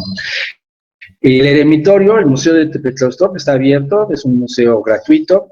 Los invito a visitar Tepetlaustok. Somos un lugar cercano a 1 hora en carro. Si vienes en transporte público, pues llegas primero a Texcoco, y allá en Texcoco ya que viene hacia Tepetlaustok. Nosotros tenemos pues, nuestro museo, tenemos nuestra parroquia de la que vemos actualmente, ya tiene construcción de 1733 aproximadamente. Tenemos 7 retablos dorados, fíjense. Ahí Pachuca ya ven que se emociona porque tiene un retablo dorado en la iglesia de la Asunción. Y nosotros que tenemos 7, imagínate. Somos un convento del siglo XVI, de 1535. El eremitorio es de 1527. Entonces, pues tenemos cosas que ver, de Barbacoa, se come tlacoyo, pulque, todavía. Entonces mucha gente, de repente muchos jóvenes vienen por la cuestión de saber cómo el pulque ya es bebida de culto. Entonces pasó de ser una bebida, pues ya ven que incluso antes decían que era una bebida como una más populachera, a ser ahora una bebida de culto. Ajá. Bueno, aquí Gilberto nos dice, hay 3 casos de inquisición en Ecatepec, uno contra un portugués que maltrataron por una presunta herejía en San Cristóbal, y otra en Chiconautla por un hombre que al parecer se había casado 2 veces. Fíjese qué interesante que se esté trabajando también sobre esos temas. Por ejemplo, esto de los portugueses es un tema también muy interesante. Pues ya ven que los españoles no dejaban entrar gente de otros imperios, ¿no? Pero hubo un momento en que hay que recordar que España y Portugal, que Felipe II. Entonces, eso permitió un poquito como de flexibilizar la entrada de portugueses, e incluso de Nuevo León, también era portugués, y también lo procesaron en la Inquisición, ¿no? Entonces se daba mucho ese tipo de portugueses, que por cierto ahora tiene página aprendiendo portugués, es un idioma muy, muy bonito. Luego dice otro, en herejía. Eso es interesante porque mucha gente se pone a estudiar la Inquisición y no sabe qué es una herejía, ¿no? Entonces, pues la herejía es cuando tú haces una mezcla de una otra religión o cuando vas contra alguno de los dogmas. Ya ves que la iglesia tiene una serie de dogmas. Entonces, por eso se necesitaban teólogos. Los jesuitas y los dominicos fueron los que se dedicaban muchas veces a esta de la Inquisición, porque no era fácil de repente determinar qué es una herejía o qué no es una herejía. Aquí en Tepetlaustoc hubo casos de la Inquisición por brujería. Y de hecho, pues todavía actualmente pues, hay personas que hacen brujería. Dice, y otro en Chiconautla por un hombre que al parecer se había casado 2 veces. La bigamia, ¿no? Que en esa época también era muy... Dice, antes yo iba con los amigos pintores a tomar pulque en Tepetlaustoc y echar trazo, muy famoso. Sí, pues es que el pulque, les digo que se volvió bebida primero, ya ven que en la época prehispánica era una bebida religiosa, no cualquiera podía beber pulque y solamente se bebía pulque religiosas. Después, en la época novohispana, pues es cuando se extiende ahora sí, pues la producción y la bebida de pulque y se hace una bebida.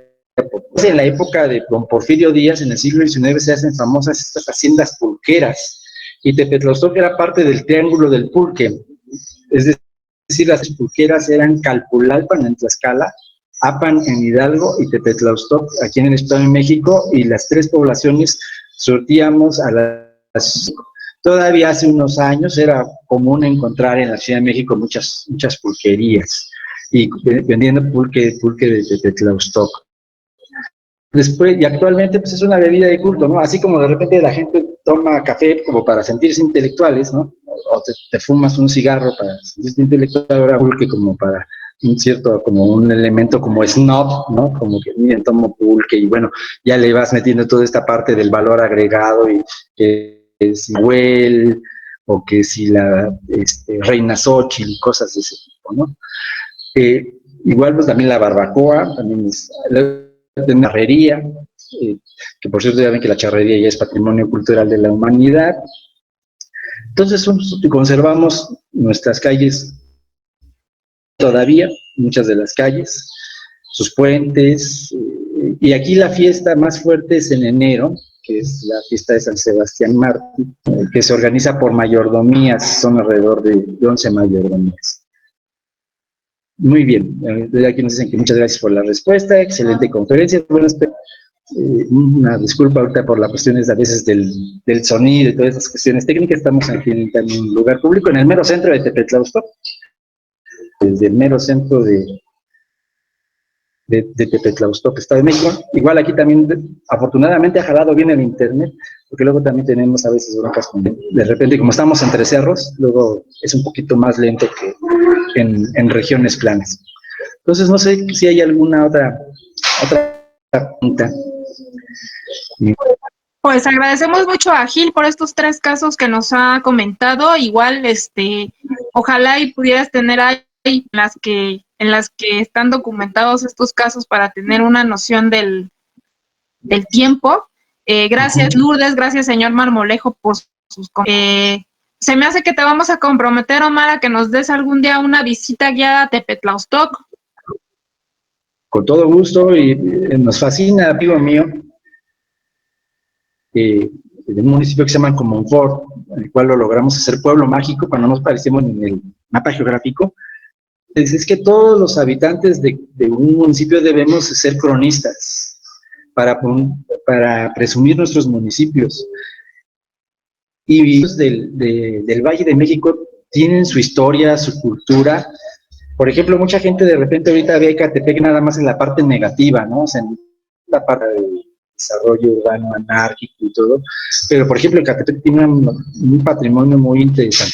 E igual aquí Tepetlaustoc, nosotros tenemos muchas cosas que enseñar, que incluso la misma población de Tepetlaustoc se queda impactada cuando uno presume pues todo lo que hacemos. Entonces la idea es que toda la población fuéramos cronistas de nuestros municipios y que presumiéramos, ¿no?, nuestros municipios, por chiquitos, grandes, urbos que sean.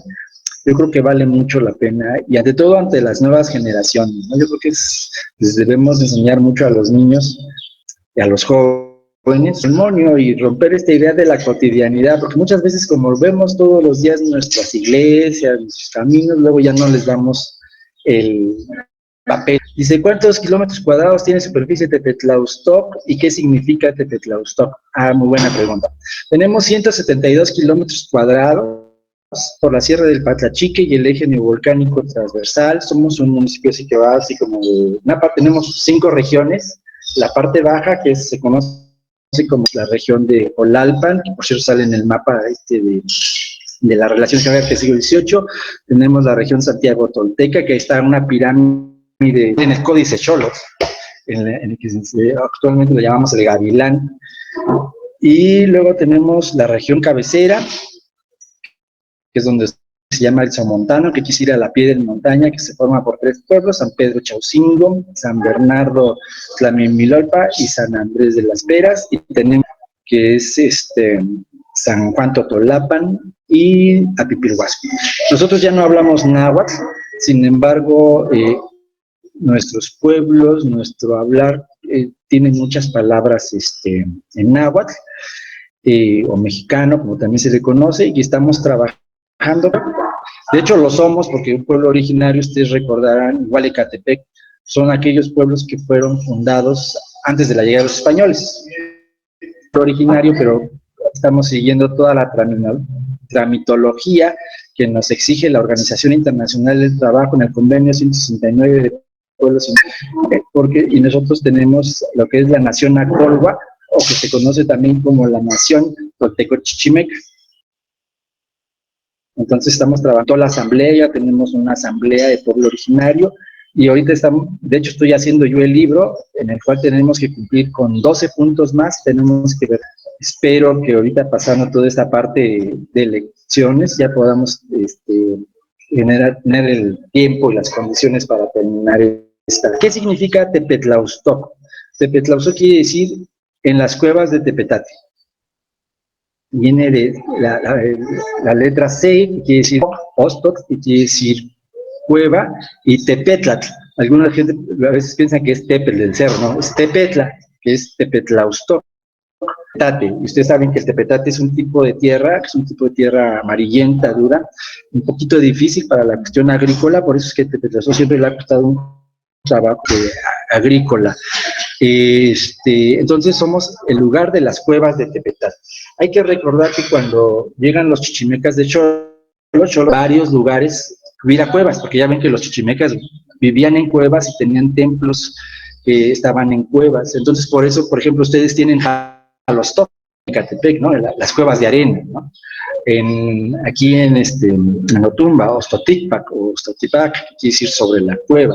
En Nostoc, las cuevas de murciélagos. Entonces, toda esta parte de Ostoc es, quiere decir cueva. Nada más que nosotros escribíamos con S. Es la forma correcta desde el punto de vista del náhuatl, porque ya ven que en náhuatl la X Chimilco. Sin embargo, a partir del siglo XIX, quién sabe a quién se le ocurrió, y le empezaron a meter la X, y bueno, ahora el nombre con X, ¿no? O sea, si ustedes buscan Tepetlaustoc con Z, pues van a encontrar poquita información, finalmente van a encontrar ustedes más con X. Entonces, desde un punto de vista del náhuatl, para dar la palabra Ostoc sería Z o S, como lo pusimos aquí en el título de la conferencia. Ya he puesto a partir del siglo XIX la X. Entonces, ¿qué significa? Pues eso, en las cuevas de Tepetate. Y por cierto, aunque todavía tenemos algunas cuevas por aquí, pues todavía hay Tepetate y todo, pero pues igual quedaron en propiedad privada. El social nos felicita. También ahorita, como es día de San Isidro Labrador, hay muchos cohetes, por eso también se escucha mucho barullo de repente. Entonces ahí Muy bien. No sé, ¿alguna otra cosa que quieran saber sobre Tepetlaustoc, aprovechando ahorita? Visiten Tepetlaustoc. Podríamos Pues no sé si quiere alguien más abrir, Omar, para poder ir cerrando, pues te damos ahora sí que muchísimas gracias porque ha sido una conferencia muy, muy rica, con muchos datos, mucha información, y ahora sí que independientemente del tema sobre el camino, yo creo que es muy importante resaltar, ¿no? Que quede así como un punto importante decir que los dominicos intentaron controlar esta ruta de México a Veracruz, ¿no? Y que en algún momento dado tuvieron estos dos enclaves, llamámosle así, Ecatepec, pero que por motivos ajenos a su voluntad, ¿no? Pues no pudieron controlar esta sumamente importante porque, como bien dices, entre los dos caminos de México a Veracruz, el vía Apan y el vía Puebla-Córdoba fue el más importante, tiene una pendiente menos alta como el otro, ¿no? Es de más fácil aquí, y bueno, está caracterizado justamente por estos establecimientos, las ventas, los mesones, que estuvieron a lo largo del camino y que podían hospedar viajantes que transportaban justamente que venían desde Europa, ¿no? Y bueno, que fue una ruta importante porque también fue parte del tránsito de los virreyes para llegar a la Nueva España cuando venían por primera vez, ¿no? Entonces, pues me parece que esto es importante de resaltar, ¿no? Yo sí estoy de acuerdo con armar este expediente porque es una forma de reconocer el patrimonio que tienen estos pueblos y pues no sé si alguien más quiera micrófono, pero pues estamos muy agradecidos con todos estos datos que nos has proporcionado. Es un placer. De hecho, yo desde hace tiempo pues, quería tal vez exponerles algunas de estas ideas. Afortunadamente ahorita se dio la coyuntura, la invitación y a todos ustedes por su asistencia a esta plática. Y bueno, yo creo que precisamente podríamos concluir esto. En Tepetlaustoc tenemos muchos elementos en común. Somos lugares estratégicos dentro de estos caminos reales, dentro de estas rutas de la tenemos esta similitud en cuestión de, en la época prehispánica, Quetzalcóatl nos une, ustedes como el Hécatl, ¿no? Que tiene que ver su pirámide y toda esta cuestión de la construcción.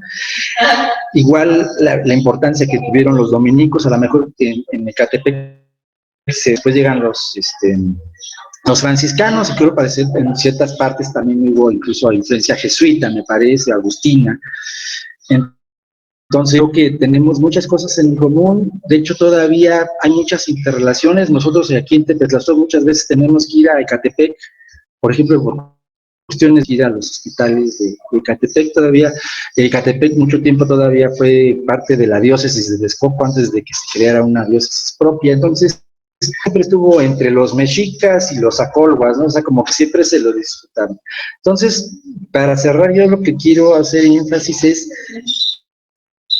la ubicación geográfica que tenemos. Es muy importante, ¿no? O sea, te puede servir desde cuestiones de negocios, cuestiones de cultura, cuestiones educativas. Tenemos tanto Ecatepec como Tepetlaustoc. Ecatepec, en cierta manera, pues ya ven que pues, lo ha aprovechado muy bien. Nosotros tenemos que retornar antes el transporte, el turismo y las telecomunicaciones. El transporte teniendo el antecedente de los mesones y los arrieros, igual el turismo. Y pues ahora con toda esa cuestión del conocimiento que ahora se da por medio de las telecomunicaciones como ahorita, ¿no? ¿Quién iba a pensar que íbamos a poder estar haciendo una conferencia ahorita por medio de telecomunicaciones? Era hablar de satélites, ¿no?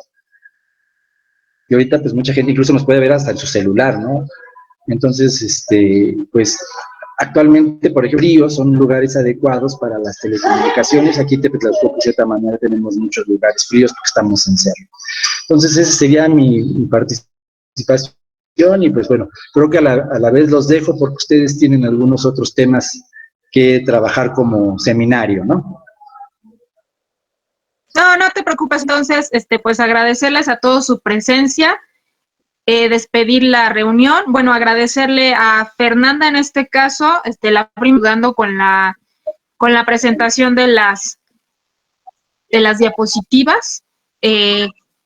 Agradecerle, bueno, pues obviamente a Yaolin Ejecat por conexión. Agradecer pues los comentarios de todos y pues invitarlos a nuestra próxima sesión en donde nos hablarán justamente de Malostock en el tercer sábado de junio, que ahorita se me está yendo exactamente el día, pero bueno, ya en el lindo cartel que tenemos del seminario, con las fechas del seminario, y que les daremos a conocer el link en su... pues nada más, despedir la conferencia. Muchas gracias, Omar, muchas gracias a todos. Feliz Día del Maestro, seminario a todos los que han puesto sus felicitaciones, un reconocimiento a todos los que hacen esta labor, y pues que tengan bonita tarde de sábado.